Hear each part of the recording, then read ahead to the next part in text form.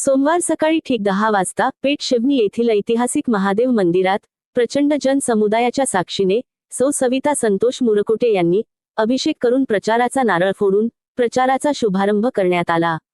तसेच श्री गुरुदेव पिंपळगाव येथील दैवताचे पूजन करून सौ सविता संतोष मुरकुटे यांनी नारळ अर्पण करून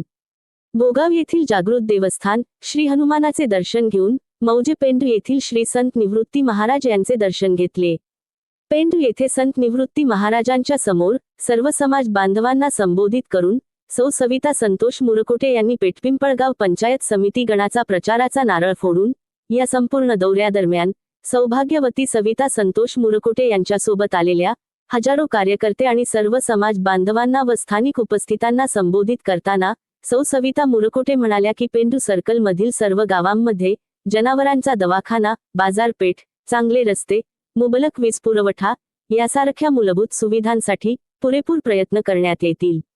या प्रसंगी श्री संतोष मुरकुटे, रुपेश शिंगारे, लिंबाजी अण्णा टोले, बालू आजा बर्डे, सुभाष धुळगुंडे, तुकाराम कराळे, मामा पातळे, मामा भास्कर कराळे, तारामती कराळे, भाजपाचे सर्व पदाधिकारी, पांडू तात्या रोखरे, आताउल्ला पठाण साहेब यांच्यासह असंख्य कार्यकर्ते उपस्थित होते।